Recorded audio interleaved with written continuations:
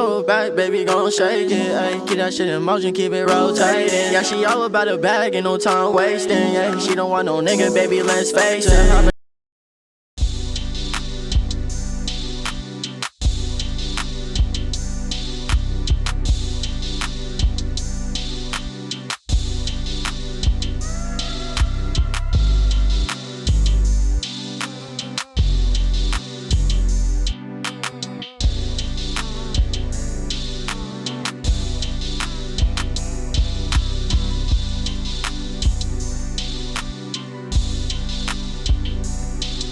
So I live for peel and stick wallpapers. Like all over my home, you're gonna come across a new room with different wallpapers. So just let me tell you this, once you get it, you're gonna be addicted. You're always gonna find something to do in your home. So I ordered 5 rolls of this wallpaper. However, I only used 2 for the dining room and the living room area. So this one came with a lot of wallpaper. Compared to the ones that I use in my home, I always have to order about 3 to 4 rolls for one wall. This one particular has so much paper that you're gonna just probably need 1 or 2, depending on how many walls you're doing. So when doing the wallpaper, okay, let me start off by saying I ordered the wallpaper kit. I'll link it down below as well. That comes with a smoothing tool that's gonna help just in case if you're like putting on the peel and stick wallpaper, sometimes you may find little bubbles, some areas that are not as smooth, so you need to just press it out. Now my kit did not come in time and I was just in the mood to do my home over, so I just took my daughter's book and I'm gonna use that to apply pressure so that to smooth out the wall.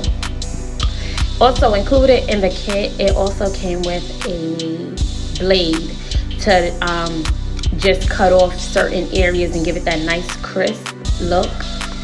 So I had to do what I do and I used a knife, the knife tip, and that worked well. So I'm gonna list everything down below whenever you're doing like a peel and stick wallpaper. But this is perfect for your average renter friendly kind of project. If you rent a home, if you rent an apartment, if you rent a space, peel and stick wallpapers is the way to go. You don't have to worry about glue.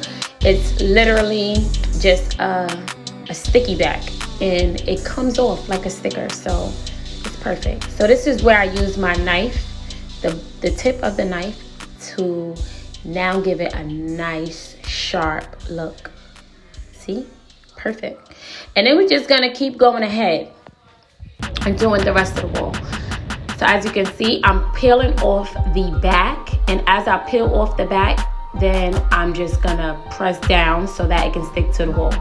So you don't want to peel too much of the back off because then that can create wrinkles and little air bubbles. So as you're going, just peel off a little bit, press down, peel off a little bit, press down. So this is one whole roll. That is one whole roll that did all of that wall. So now we on to the second row, and since this is a black wallpaper, there's no pattern, so you can just kind of overlap a little bit. That's what I tend to do when I'm moving on to the next row. I just tend to overlap it so that we don't have any areas that's showing the behind of the wall. But this is it so far, and I love it. I always wanted a black room in my home, and voila, this is it. So continue watching and you'll see how I style it, and thank you.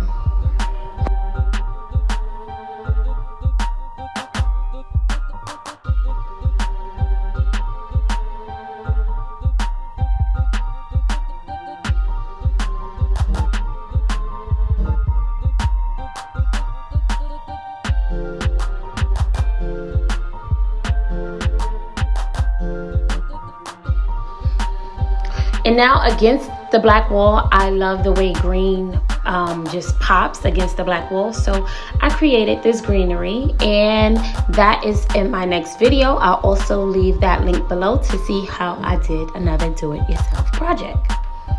So thank you guys for watching. Let me know if you like the transformation.